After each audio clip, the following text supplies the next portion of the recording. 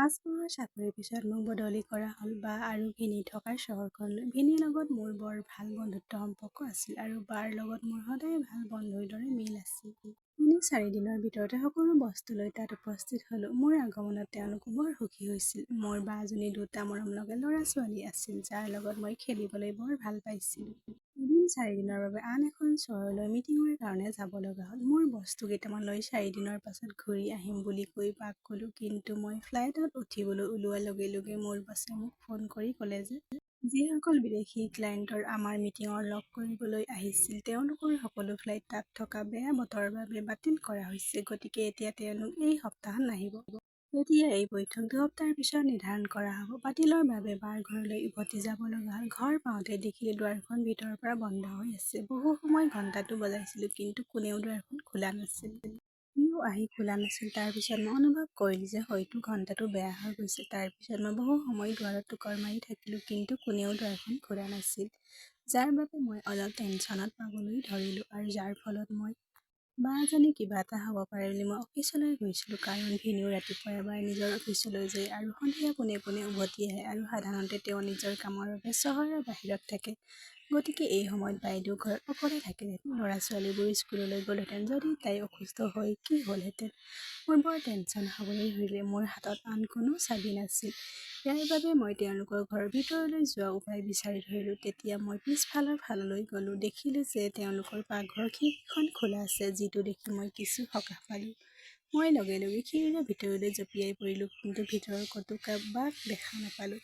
তাৰ পিছত যেতিয়া মই অলপ আগুৱাই গ'লো, দেখিলোঁ টেবুলত ৰখা গোলাপ ফুলৰ ফুল কিছুমান আৰু বাৰ কোঠাৰ পৰা কিছুমান অদ্ভুত শব্দ আহি আছে। গতিকে মই সেইফালে আগবাঢ়িলোঁ। তেওঁলোকৰ কোঠাৰ দুৱাৰখন অলপ খোলা আছিল। তাৰ পিছত মই সন্মুখৰ সেই দৃশ্যটো দেখিলোঁ, যিটো মই চাব নালাগিছিল। মোৰ বাই এই সকলো ভিনিৰ লগত আছিল। দুয়োজনে বৰ উত্তেজিত হৈ পৰিল আৰু হয়তো এই উত্তেজনাৰ বাবে তেওঁলোকে মোৰ দুৱাৰ ঘণ্টাটো বজোৱা কোনো শব্দ শুনা নাছিল।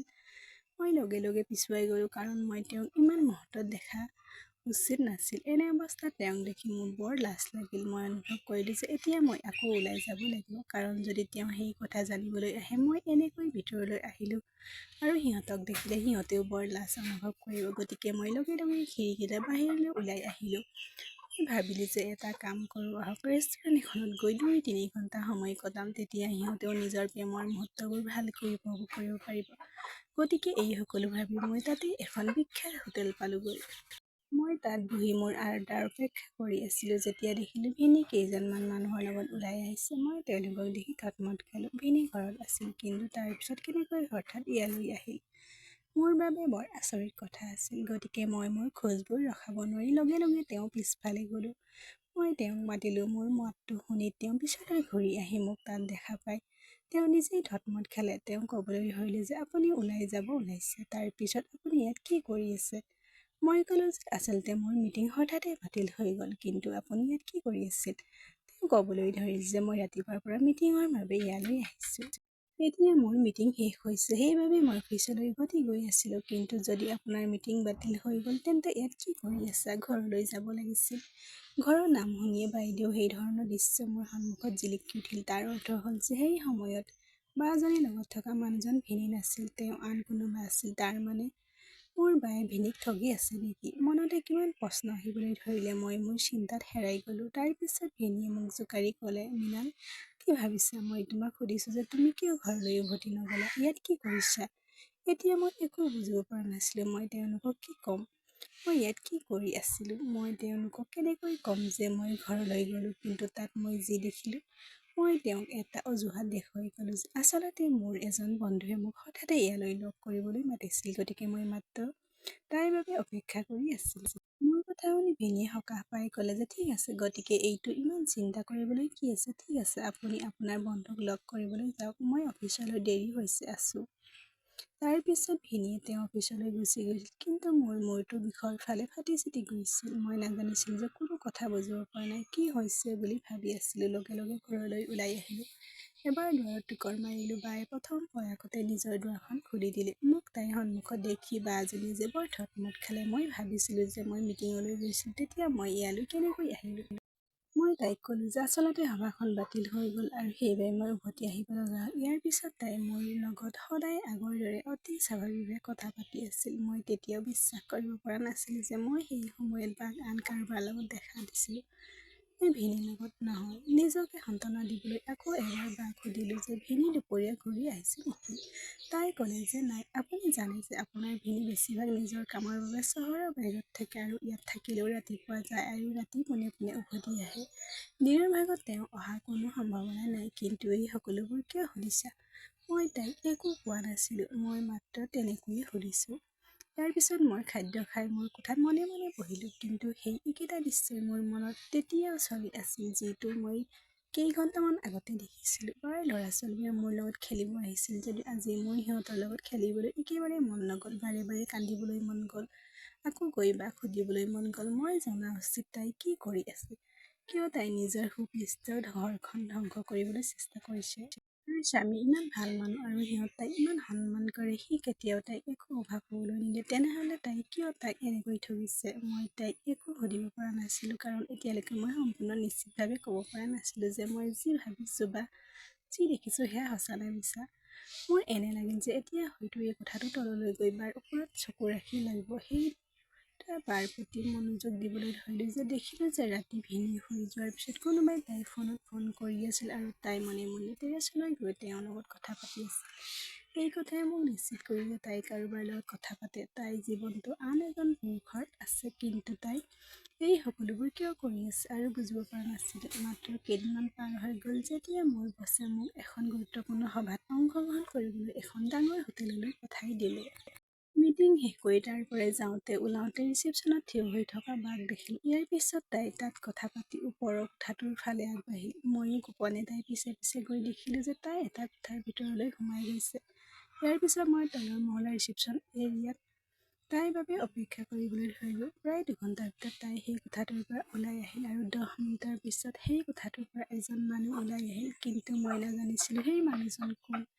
সেই মানুহজনক মই জীৱনত প্ৰথমবাৰৰ বাবে দেখিছিলোঁ। মই মোৰ মুখখন ভালদৰে ঢাকি দিলোঁ আৰু তাৰ পিছত দেখিলোঁ মানুহজন তাৰ পৰা আঁতৰি গৈছে। মই গ'লোঁ, কিন্তু বা এতিয়াও হোটেলৰ বাহিৰত থিয় হৈ আছিল। মই ভাবিলোঁ যে তাই কামৰ বাবে অপেক্ষা কৰি আছে। মই নাজানো। তেনেতে এখন টেক্সি আহি তাইৰ সন্মুখত ৰৈ তাই সেই টেক্সিখনত বহি ক'ৰবালৈ যাবলৈ ধৰিলে। ময়ো লগে লগে আন এখন টেক্সি ফোন কৰি বাৰ টেক্সি পিছে পিছে যাবলৈ ক'লোঁ। মই ভাবিছিলোঁ যে হয়তো বা ঘৰলৈ গৈ আছে, কিন্তু ঘৰলৈ যোৱা বাটটো পিছ পৰি ৰৈ গ'ল। গতিকে বা ক'লৈ গৈ আছে? আমাৰ টেক্সিখন আগুৱাই গৈ থকাৰ সময়তে বাৰ টেক্সিখন আন এখন হোটেলৰ ওচৰত ৰৈ গ'ল। ইয়াৰ পিছত তাই টেক্সিৰ পৰা নামি হোটেলৰ ভিতৰলৈ সোমাই গ'ল। ময়ো লগে লগে লুকাই তাইৰ পিছে পিছে গৈ থাকিলোঁ। তাৰ পাছত লিফ্টে সেই হোটেলখন এটা কোঠাৰ ভিতৰলৈ সোমাই গৈ প্ৰায় 2-3 ঘণ্টাৰ পিছত সেই কোঠাটোৰ পৰা ওলাই আহিল আৰু তাইৰ লগত আন এজন মানুহ ওলাই আহিল। এইবাৰ এই মানুহজনক দেখি মই থতমত খালোঁ, কাৰণ এই মানুহজন আছিল কোনো নাছিল, ৰঞ্জিত। ৰঞ্জিত মোৰ ডাঙৰ ভাইটি বন্ধু আছিল আৰু ইয়াত ইমান দূৰত কি কৰি আছিল আৰু কিয় বাই ইমান মনে মনে এই হোটেলৰ কথা লগ কৰিবলৈ আহিছিল। গোটেই কথাটো বুজিব পৰা নাছিলোঁ। দুয়ো একেলগে হোটেলৰ ভিতৰলৈ সোমাই গ'ল। গাড়ীৰ পৰা নামি আহিছিল যদিও বেলেগ বেলেগ টেক্সিত। মোৰ মনটো কাম কৰা বন্ধ কৰি দিছিল। বা একে সময়তে ইমানবোৰ পুৰুষৰ লগত আছিল। মই মনতে ক'লোঁ, নিজৰ বায়েকৰ কথা এনেকৈ কেনেকৈ ভাবিব পাৰিম? সৰুৰে পৰা আজিলৈকে মোৰ আছে বা এনেকুৱা কোনো কাম কৰা দেখা নাই যাৰ বাবে মোৰ চৰিত্ৰত সন্দেহ হ'ব। কিন্তু তাৰ পিছত আজি মই নিজ চকুৰে যি দেখিছোঁ, এই মানুহবোৰৰ লগত হোটেলৰ কোঠালৈ গৈ কি কৰি আছিল তাই? সন্ধিয়া উভতি আহোঁতে দেখিলোঁ বাৰ বৰ বেয়া লাগিছে। মই তাইক সুধিলোঁ যে তুমি ইমান বেয়া কিয়? তাই ক'লে যে মই ঘৰত থাকি বিৰক্ত হওঁ। তোমালোক মানুহবোৰ নিজৰ নিজৰ কামলৈ যায় আৰু ল'ৰা-ছোৱালীবোৰ স্কুললৈ যায়। তাৰ পিছত মই গুচি যাওঁ অকলে ঘৰত। তোমালোকৰ কোনো মানুহৰ ইমান সময় নাই যে মই তোমালোকৰ লগত ওলাই গৈ ঘূৰি ফুৰিব পাৰোঁ। এটা কাম কৰিব পাৰোঁ, তুমি আৰু তোমাৰ ভিনি এদিন তোমাৰ অফিচৰ পৰা ছুটী লৈ তাৰ পিছত আমি সকলোৰে একেলগে ক'ৰবাত ওলাই যাওঁ। বহুদিন হ'ল মই ক'লৈকো ওলাই যোৱা নাই আৰু ল'ৰা-ছোৱালীও ক'লৈকো ওলাই যোৱা নাই। সেই সময়ত মই সিহঁতক হয় বুলি মাত দিলোঁ, কিন্তু মোৰ বাজনীৰ কথা শুনি মই স্তম্ভিত হৈ পৰিলোঁ, কাৰণ আজিহে মই দেখিলোঁ বা কেইবা ঘণ্টা ধৰি ঘৰৰ বাহিৰত ঘূৰি ফুৰিছিল। এতিয়াও কিন্তু তাই মোৰ সন্মুখত এনেকুৱা আচৰণ কৰি আছিল যে তাই কোনেও জানে কিমান মাহ ঘৰত আছিল। মাত্ৰ কেইদিনমান পাৰ হৈ গ'ল। তেতিয়া আকৌ একেটা কথাই হ'ল যে মই অফিচৰ পৰা সোনকালে উভতি আহোঁতে বায়ে দুৱাৰখন খোলা নাছিল। মই বুজিলোঁ যে সেইদিনা ঘৰলৈ অহা মানুহজন আজি আহিছে। এই কথা ভাবি মোৰ বৰ খং উঠিল। মই ভাবিলোঁ যে আজি মই মানুহজনক ৰেহাই নিদিওঁ। ভিনিৰ লগত বাই বৰ বেয়া কাম কৰি আছে। তাই সম্পূৰ্ণ কথা নাভাবিলে। তাইৰ কামনাত ইমানেই অন্ধ হৈ পৰিল যে তাই নিজৰ সীমা পাহৰি গ'ল। লগে লগে পাকঘৰৰ মাজেৰে ঘৰ পালোঁ আৰু দেখিলোঁ ভিতৰত সকলো সিঁচৰিত হৈ আছে। তেনেতে তাইৰ ৰুমৰ পৰা বা এজনী চিঞৰ বাখৰ শুনিবলৈ পালোঁ। মই লগে লগে তাইৰ ৰুমলৈ ঢাপলি মেলিলোঁ। তাতে হোটেলত দেখা প্ৰথম মানুহজনে বাৰ ওপৰত জোৰজবস্তি কৰিবলৈ চেষ্টা কৰি আছিল। লগে লগে পিছফালৰ পৰা লাঠিলে মূৰত খুন্দা মাৰিলোঁ। তাতেই সি অজ্ঞান হৈ পৰিল। মোৰ সন্মুখত দেখি বায়ে মোক সাৱটি ধৰি কান্দিবলৈ ধৰিলে আৰু ক'লে, মৃণাল, তুমি সঠিক সময়ত আহি মোক বচালা। বাক সুধিলোঁ, কোন আৰু ইয়াত ঘৰত কি কৰি? বায়ে মোক ক'বলৈ ধৰিলে যে তেওঁ চোৰ আৰু ইয়ালৈ চুৰ কৰিবলৈ আহিছে। মই বাক ক'লোঁ যে এতিয়া তোমাৰ আৰু এটা মিছা কথা মই সহ্য নকৰোঁ। তোমাৰ মিছা কথা শুনি মই ভাগৰি পৰিছোঁ। মোৰ কথা শুনি বায়ে থতমত খালে। তাই মোৰ ফালে চকুৰে চাবলৈ ধৰিলে। মই তাইক ক'লোঁ, তুমি ভাবিছা যে তোমাৰ ক'লা কামবোৰ বিষয়ে মোৰ কোনো ধাৰণা নাই? মই তোমাক আৰু এই মানুহজনৰ এই কোঠাটোত একেই অৱস্থাত সকলো কাম কৰা দেখিছোঁ আৰু তদুপৰি হোটেলৰ কোঠাৰ বাহিৰত এই মানুহজনৰ লগত তোমাকো দেখিছোঁ। তাই গুচি যোৱা দেখিছিল। এই কথা শুনি বাৰ চকু দুটা ডাঙৰ হৈ গ'ল। তাই লগে লগে মোৰ ভৰিৰ ওপৰত পৰি কান্দি কান্দি ভিক্ষা খুজিবলৈ ধৰিলে। আৰু মৃণাল, এই সকলোবোৰ কথা তোমাৰ ভিনিক নক'বা। তোমাৰ সন্মুখত হাত দুখন ভাঁজ কৰি লওঁ, মোৰ পৰিয়ালটো ধ্বংস হোৱাৰ পৰা বচাওক। মই তাইক ক'লোঁ যে তুমি তোমাৰ পৰিয়ালৰ চকুপানী আন ঠাইত ঢালি দিয়ে। এই সকলোবোৰ কৰি থাকোঁতে আপুনি আপোনাৰ বাৰু লাজ অনুভৱ কৰা নাছিল? এই সকলোবোৰ আপুনি কেৱল মানুহজনৰ লগত নহয়, সেই ৰঞ্জিত লগতো সম্পৰ্ক কৰি আছে। কোনে জানে কিমান পুৰুষৰ মাজত মজা কৰি আছে। মৃণাল, মোৰ দৰে নাৰী জীয়াই থকাৰ কোনো অধিকাৰ নাই। ইয়াৰ পিছত তাই লগে লগে দৌৰি গৈ তাইৰ টেবুলৰ ডয়াৰৰ ওচৰলৈ গৈ তাৰ পৰা বন্দুক এটা উলিয়াই নিজৰ মূৰত গুলী মাৰিবলৈ লওঁতে মই তাইৰ হাতখন ধৰি তাইৰ পৰা বন্দুকটো কাঢ়ি লৈ গ'লোঁ। এই সকলোবোৰ দেখি মই বহুত ভয় খাইছিলোঁ। মই তাইক ক'লোঁ যে যদি তুমি তোমাৰ কামত ইমান লাজ পাই তেন্তে তুমি এই সকলোবোৰ কিয় কৰি আছিলা? তাই ক'বলৈ ধৰিলে যে মই এই সকলোবোৰ চেষ্টা কৰা নাই। বৰঞ্চ মই বাধ্য, কাৰণ এই মানুহজনে মোক ব্লেকমেইল কৰিছিল। এই কথা শুনি স্তম্ভিত হৈ পৰিলোঁ। মই ক'লোঁ যে তেওঁ তোমাক ব্লেকমেইল কৰিছে, কিন্তু কিয়? কাৰণ কি আছিল? তাৰ পিছত বায়ে ক'লে যে আজি মই তোমাক সকলো কথা ক'ম, কিন্তু প্ৰতিশ্ৰুতি দিবা যে তুমি মোক সহায় কৰিব, কাৰণ মই এই ফান্দত পৰিছোঁ। মই ইমানেই বেয়াকৈ আবদ্ধ হৈ পৰিছোঁ যে মোৰ বাবে ইয়াৰ পৰা ওলাই অহাটো সম্ভৱ নহয়। মই তেওঁলোকক ক'লোঁ যে আপুনি মোক সকলো কথা সঁচাকৈ ক'লে মই তোমাক সহায় কৰিম। ইয়াৰ পিছত মই আৰু বায়ে সেই মানুহজনক চকী এখনত বান্ধি তাৰ মুখত কাপোৰ এখন মেৰিয়াই দিলোঁ। বাক পানী খাবলৈ দি অলপ শান্ত কৰি দিলোঁ। ইয়াৰ পিছত তাই মোৰ সন্মুখত তাইৰ অতীতৰ সেই পৃষ্ঠাবোৰ উদঙাই দিবলৈ ধৰিলে, যিবোৰ বিষয়ে আজিলৈকে কোনেও নাজানে। বায়ে কয় যে বিয়াৰ আগতে ভিনিয়ে তাক বহুত ভাল পাইছিল। আগতে ৰোমান্টিক ডে আয়োজন কৰিছিল আৰু কেতিয়াবা তাক ফুৰিবলৈ লৈ গৈছিল। কিন্তু সন্তান জন্ম দিয়াৰ পিছত ভিনিয়ে তাক প্ৰতি মনোযোগ দিয়া বন্ধ কৰি দিলে। তাই বহুবাৰ অভিযোগ কৰিছিল যে সি তাক সময় নিদিয়ে, কিন্তু প্ৰতিবাৰে সি তাক কয় যে সি এই টকাখিনি কেৱল তাইৰ বাবে উপাৰ্জন কৰি আছে আৰু যেতিয়া টকাৰ অভাৱ নাই তেতিয়া তাই কিয় তাৰ ওচৰত অভিযোগ কৰি থাকে। বায়ে তাক বহুবাৰ বুজাবলৈ চেষ্টা কৰিছিল, টকাই সকলো নহয়।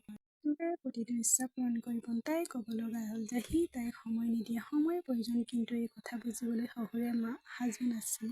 এই সময়ছোৱাত মাৰ স্বাস্থ্যৰ অৱনতি ঘটিল, গতিকে তেওঁ বাক ফোন কৰিলে কিছু তাৰ লগত থাকিবলৈ, কাৰণ সেই সময়ত মইও আছিলোঁ। তাই ইঞ্জিনিয়াৰিং কলেজত পঢ়ি আছিল আৰু বৌৰ পিতৃ-মৃত্যুৰ বাবে ভাইটি আৰু বৌৰ মাতৃগৃহলৈ গৈছিল, যাৰ বাবে মাক সকলো অকলশৰীয়া হৈ পৰিছিল। ইয়াৰ পিছত যেতিয়া বা তাত উপস্থিত হ'ল, তেতিয়া ভাইটিৰ বন্ধু ৰঞ্জিত ঘৰলৈ সঘনাই আহি ল'ৰা-ছোৱালীকেইটাক চোৱা-চিতা কৰিবলৈ আহিছিল। তেনেকৈয়ে নাজানো, কিন্তু বাৰ মুখত বিষাদ অনুভৱ কৰিলে। লাহে লাহে সি বাৰ লগত বন্ধু কৰিবলৈ ধৰিলে। বায়েও তাইৰ কোম্পানী ভাল পাবলৈ ধৰিলে। আগতে তেওঁ ল'ৰা-ছোৱালীকো ভালদৰে যত্ন লৈছিল আৰু ল'ৰা-ছোৱালীবোৰো তেওঁক লৈ বহুত সুখী হৈছিল। এক প্ৰকাৰে বায়ে স্বামীৰ পৰা যি সুখ আৰু গুণগত সময় বিচাৰিছিল আৰু স্বামীয়ে নিজৰ সন্তানক দিব বিচাৰিছিল, সেই সময়ত ৰঞ্জিতে তাইক আৰু তাইৰ সন্তানক সময় দি আছিল। ইফালে যেতিয়া তাই আকৌ তাৰ পৰা আহিব লগা হ'ল, ৰঞ্জিতে তাইক প্ৰস্তাৱ দিলে, যিটো শুনি তাই বেয়াকৈ থতমত খালে। আৰু তাইৰ প্ৰস্তাৱটো সম্পূৰ্ণ নাকচ কৰি ৰঞ্জিতে তাইক বুজাবলৈ চেষ্টা কৰে, অন্ততঃ আমাৰ ভাল বন্ধু হ'ব পাৰে। কিন্তু বায়ে ক'লে যে এতিয়া মই তোমাৰ লগত বন্ধুত্ব কৰিব নিবিচাৰোঁ। আৰু তাৰ পিছত তাই তাৰ পৰা উভতি আহিছিল। কিন্তু ইয়ালৈ অহাৰ পিছতো ভিনিৰ মনোভাৱ একেই আছিল। বায়ে কেতিয়াবা পদ্ধতি চেষ্টা কৰিলে যাতে ভিনিয়েও তাইৰ প্ৰতি মনোযোগ দিবলৈ আৰম্ভ কৰে, কিন্তু সি একোৱেই আগ্ৰহী নাছিল। আৰু আনফালে বায়ে অকলশৰীয়া অনুভৱ কৰিছিল। আৰু আনফালে তাই বিৰক্তিৰ দৈনন্দিন জীৱনত ভাগৰুৱা অনুভৱ কৰিছিল। এই সকলোবোৰ তাই বিৰক্ত হৈ অনুভৱ কৰিবলৈ ধৰিলে হয়তো তাই লাহে লাহে হতাশ বুলি হৈ পৰিছে। তেনেতে এদিন হঠাৎ ৰঞ্জিতে তাইক ফোন কৰিলে। প্ৰথমে সিদিনা কোৱা কথাখিনিৰ বাবে ক্ষমা খুজিলে। তাৰ পিছত ক'লে যে আমি ভাল বন্ধু হৈ থাকিব পাৰোঁ, কাৰণ মই তোমাৰ মাজত সদায় এজন ভাল বন্ধু দেখিলোঁ। বায়ে ভাবিলে যে বন্ধুত্বৰ একো দোষ নাই, আৰু তাৰ পিছত সেইদিনাৰ পৰাই তাই ৰঞ্জিতৰ লগত কথা পাতিবলৈ ধৰিলে। লাহে লাহে ৰঞ্জিতে তাইক লগ কৰিবলৈ আহিবলৈ ধৰিলে, কিন্তু স্বামীয়ে ৰঞ্জিতক ঘৰলৈ অহাটো ভাল নাপালে। গতিকে বায়ে ৰঞ্জিতৰ ঘৰলৈ আহিবলৈ অস্বীকাৰ কৰিলে। ৰঞ্জিতে বাক লগ কৰিবলৈ হোটেল এখন বাছি লৈছিল, আৰু এদিন বায়ে হোটেলত ৰঞ্জিতক লগ কৰিবলৈ গ'লে সেইদিনা তাই সকলো সীমা পাৰ হৈ গ'ল। কাৰণ সেই সময়ত ৰঞ্জিতৰ পৰা অলপ সহায় পোৱাৰ লগে লগে তাইৰ খোজবোৰ বিপথে পৰিচালিত হৈ পৰিল, আৰু কেতিয়াও কৰিব নোযোৱা সকলো কাম কৰিলে। ইয়াৰ পিছত এইটো এটা ধাৰাবাহিকৰ দৰে আৰম্ভ হ'ল। ৰঞ্জিতে তাইক বুজাই দিলে যে কোনো বস্তুতে একো দোষ নাই, কাৰণ ই আপোনাৰ আৰু তাকো শান্তি দিয়ে। ইয়াৰ পিছত যেতিয়া বাৰ আকৌ মাকৰ ঘৰলৈ গ'ল, তাৰ পিছত দুয়োৰে আকৌ এবাৰ লগ পোৱাৰ মন গ'ল, যদিও ক'লৈ যাব সেইটো বুজিব পৰা নাছিল। গতিকে ৰঞ্জিত এদিনৰ বাবে বন্ধু এজনৰ ঘৰ ভাড়া লৈ ল'লে। সেইদিনা তাৰ বন্ধুজন চহৰৰ বাহিৰলৈ আহিছিল। সি ক'ৰবাত ওলাই গৈছিল, আৰু তাৰ পিছত বাক সেই ঘৰলৈ লৈ গৈছিল, য'ত দুয়োৰে মনৰ কথা পূৰণ কৰিছিল। তাৰ পিছত দুয়ো ঘূৰি আহিছিল। ঘূৰি অহাৰ পিছত বা পুনৰ নিজৰ দৈনন্দিন কাম-কাজৰ লগত জড়িত হৈ পৰিল। আৰু তাৰ পিছত ৰঞ্জিতে তাইক ফোন কৰিলে যে বাক কোৱা খবৰটো তাই জ্ঞান হেৰাই পেলাই। যি তাইক ক'লে যে তাৰ বন্ধু মানিক আৰু বাই সেই সকলোবোৰ কথা পাতি থকা ভিডিঅ' বনাইছে। আচলতে সেইবাৰৰ বাবে যেতিয়া তেওঁলোক ঘৰলৈ গৈছিল, তেতিয়া তেওঁ তাত কেমেৰা এটা লগাই দিছিল, য'ত তেওঁলোকৰ ভিডিঅ' ৰেকৰ্ডিং হৈছিল, আৰু এতিয়া তেওঁ ৰঞ্জিতক ব্লেকমেইল কৰিছিল। এই কথা শুনি বাই থতমত খালে। বায়ে লগে লগে ভিনীক অজুহাত দেখুৱালে যে তাই 2-3 দিনৰ বাবে মাতৃগৃহলৈ উভতি যাব বিচাৰিছে। ভিনীয়ে তাইক অনুমতি দিলে। ইয়াৰ পিছত বাই তাত উপস্থিত হোৱাৰ লগে লগে ৰঞ্জিতৰ বন্ধু মানিকে তাইৰ সন্মুখত এটা চৰ্ত ৰাখিলে যে তেওঁ এই ভিডিঅ'টো কাকো দেখুৱাব নোৱাৰে, মাথো এটা চৰ্ত যে বায়ে মানিকক লগ যিদৰে ৰঞ্জিতৰ লগত কৰি আছে তেনেদৰে কৰে। এই কথা শুনি বাৰ জ্ঞান হেৰাই গ'ল।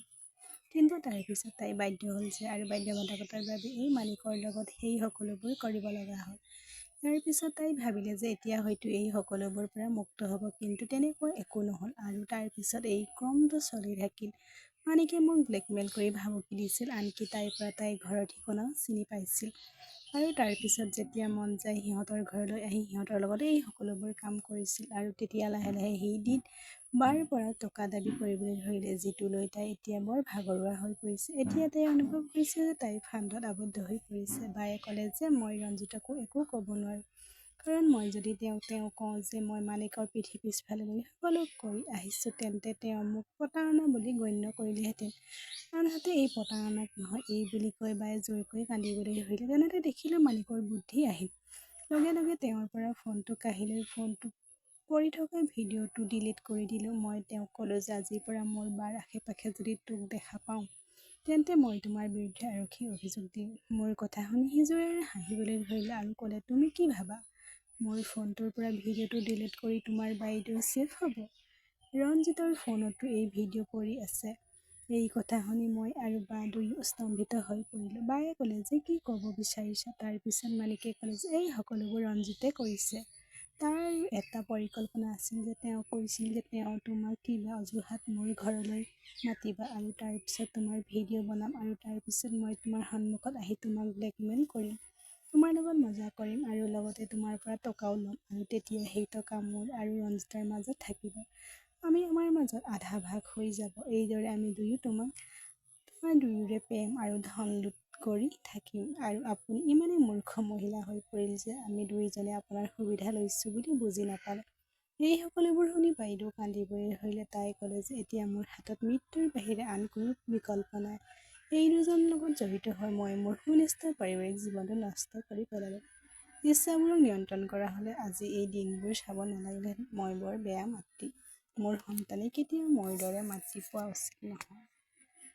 বায়ে আকৌ নিজকে এবাৰ হত্যা কৰিবলৈ চেষ্টা কৰিবলৈ ধৰিলে। মই তাক ক'লোঁ যে আপুনি আৱেগিক হৈ পুনৰ কোনো মুখামি কাম নকৰিব। আপুনি ইতিমধ্যে আপোনাৰ জীৱন নষ্ট কৰাৰ বাবে এনে বহু পদক্ষেপ লৈছে, কিন্তু এতিয়া অন্ততঃ এনে কোনো কাম নকৰিব। এতিয়া অন্ততঃ আপোনাৰ সন্তানৰ কথা ভাবি চাওক। আপোনাৰ কিবা হ'লে আপোনাৰ সন্তান কি হ'ব? তাই মোক ক'বলৈ ধৰিলে যে এতিয়া তুমি কোৱা মোৰ মৃত্যুৰ বাহিৰে আৰু কিবা উপায় আছে? কাৰণ এই সকলোবোৰৰ পৰা মই কেনেকৈ সাৰিব যাম? মই তাইক ক'লোঁ যে তুমি চিন্তা নকৰিবা, আমি ঠাণ্ডা হওঁ, মনৰ কথা ভাবিব লাগিব, গতিকে কিছু সময় মনে মনে থাকিবা। মই বাক ক'লোঁ যে এতিয়া তুমি এই কাম কৰা, আমাৰ এটাই উপায় আছে যে তুমি মোৰ কথা শুনাৰ পিছত ভিনীক সকলো কথা কোৱা। বায়ে বেয়াকৈ কান্দিবলৈ ধৰিলে আৰু ক'লে, এই সকলো মই তোমাৰ ভিনীক ক'ব নোৱাৰোঁ। যদি তেওঁ গম পায় তেন্তে মোক বিবাহ বিচ্ছেদ দিব আৰু মই তেওঁক একেবাৰে এৰি যাব নিবিচাৰোঁ। নিজে যোৱাটোৱে ভাল। মই তাইক ক'লোঁ যে তুমি কিয় বুজি পোৱা নাই, এইটো বাহিৰে আমাৰ আন কোনো উপায় নাই। কিন্তু বায়ে ভিনীক সকলো কথা ক'বলৈ সাজু নাছিল। ইয়াত মানিকে নিজৰ বৰ স্মাৰ্ট বুলি ভাবি আছিল আৰু সেইবাবে তেওঁ বহুত সুখী হৈছিল। যেতিয়া বাৰ ফোনটো বাজি উঠিল, যেতিয়া বাৰ ফোনটো চালোঁ, ভিনীয়ে তাইক ফোন কৰি আছিল। তাই বৰ অস্থিৰ হৈ পৰিল। মই তাইক ক'লোঁ যে তাই চিন্তা কৰিব আৰু জিৰণি লওক। ভিনীৰ ফোনটো তুলি লওক। যোৱা কথাত তাই ভিনীৰ ফোনটো তুলি ল'লে। তাৰ পিছত আমি গম পালোঁ যে ভিনীয়ে 2 সপ্তাহৰ বাবে চহৰৰ বাহিৰৰ ক'ৰবালৈ যাব। তেওঁ আধা ঘণ্টাৰ পিছত ঘৰ পাব আৰু বায়ে বেগটো পেক কৰি সাজু কৰি ৰাখিব লাগে, কাৰণ তেওঁ তৎক্ষণাত ওলাই যাব লাগিব। এই কথা শুনি বায়ে বৰ অস্থিৰ হৈ পৰিল। তাই ক'লে যে এতিয়া কি কৰিব আৰু ইয়াত মানিকো সন্মুখত বহি আছে। মই তাইক ক'লোঁ যে একেবাৰে চিন্তা নকৰিবা। মই বাক ক'লোঁ যে আপুনি গোটেই ঘৰৰ সকলো বস্তু যত্ন ল'ব লাগে, বস্তুবোৰ ভালকৈ ৰাখক আৰু আমি দুয়োজনে ভিনীক গুচি যোৱা মানিক আমাৰ কোঠাত আবদ্ধ কৰি ৰাখিম। তাৰ পিছত আমি একেদৰে কৰিলোঁ। ভিনীয়েও ইমান খৰখেদা কৰিছিল যে কোনো কথাতে গুৰুত্ব নিদিলে। ঘৰ পোৱাৰ পিছত পোনে পোনে বেগটো তুলি লৈ আৰু আমি লগে লগে গুচি আহিলোঁ। তেনেতে দুয়োজনে সকাহ সমনীয়া এটা ল'লোঁ। মোৰ ৰুমটো ভালদৰে তলা মাৰি মানিকক ভালকৈ বান্ধি দিলোঁ। বাইদেউক ক'লোঁ যে ততাতৈয়াকৈ ৰঞ্জিতক ফোন কৰি ইয়ালৈ ফোন কৰক। তেওঁ কওক যে আপুনি সকলো অকলশৰীয়া আৰু সেইবাবে তেওঁৰ লগত কিছু সময় কটাব বিচাৰে। বায়ে মই কোৱাৰ দৰে কৰিলে আৰু এই বস্তুবোৰ বাৰে সদায় ভোকত থকা ৰঞ্জিতে লগে লগে মান্তি হ'ল। পিছদিনা ঘৰলৈ আহিল। বায়ে চাহ বনাই দি দিলে। মই লুকাই লুকাই গোপনে তাৰ চাহত জাষ্ট এটা মিলাই দিলোঁ। চাহ খোৱাৰ লগে লগে তেওঁ জ্ঞান হেৰাই যাবলৈ ধৰিলে। ইয়াৰ পিছত মই পুলিচক ফোন কৰিলোঁ যে এই মানুহজনে মোৰ বাক কেনেকৈ ব্লেকমেইল কৰি আছে আৰু তাই ভুল ভিডিঅ' এটা বনাইছে। ইয়াৰ পিছত আৰক্ষীয়ে সেই ভিডিঅ'টো ৰঞ্জিতৰ ফোনৰ পৰা ডিলিট কৰি দিলে। মোৰ বাবে অনুমানৰ পিছত পুলিচে মান্তি হ'ল যে আৰু যি ব্যৱস্থা লোৱা হ'ল সেই সম্পৰ্কে সকলো তথ্য কেৱল মোকহে দিব আৰু কাকো ঘৰলৈ পঠাব নোৱাৰিব, কাৰণ মোৰ স্বামী যদি ক'ৰবাৰ পৰা সকলো কথা জানিব পাৰে তেতিয়া মোৰ জীৱনটো ধ্বংস হৈ যাব। মোৰ জীৱন ধ্বংস হৈ যাব। ইয়াৰ পিছত আৰক্ষীয়ে মানিক আৰু ৰঞ্জিতক দুয়োকে লগত লৈ যায় আৰু তেওঁলোকৰ বিৰুদ্ধে গোচৰ আৰম্ভ হয়। যি প্ৰমাণ আৰু বায়ে আদালত দিয়া সাক্ষ্যৰ ভিত্তিত মানিক আৰু ৰঞ্জিতৰ দুয়োকে 50 বছৰ কাৰাদণ্ড বিবাহ হ'ল। এই সকলোবোৰ কথা ভিনীয়ে যাতে নাজানে তাৰ বাবে মই সদায় সন্মুখৰ পৰা আনুষ্ঠানিক সকলো কাৰ্য্য চম্ভালিলোঁ। বায়ে হৃদয়ত বৰ লাজ পাইছিল আৰু সন্মুখত নিজৰ চকুত সৰু হৈ পৰিল। কিন্তু মই তাইক বুজাই দিলোঁ যে তুমি যি ভুল কৰিলা তাৰ বাবে কোনো ক্ষমা নাই। কিন্তু নিজকে প্ৰতিশ্ৰুতি দিয়া যে এতিয়া তুমি ভিনীৰ বাহিৰে আন কাৰো কথা নাভাবিবা। তাই মোক বহুত ধন্যবাদ দিলে, কাৰণ মোৰ বাবে তাই সুখী পৰিয়ালটো ধ্বংস হোৱাৰ পৰা ৰক্ষা পৰিল আৰু তাই মোক এতিয়াও প্ৰতিশ্ৰুতি দিলে যে এতিয়া তাই কেৱল নিজৰ সন্তান আৰু স্বামীৰ ওপৰতহে গুৰুত্ব দিব। মানিক আৰু ৰঞ্জিতে তেওঁলোকৰ কৰ্মৰ শাস্তি পাইছিল আৰু ইয়াৰ পৰা আজি মুক্তি পাইছিল। বায়ে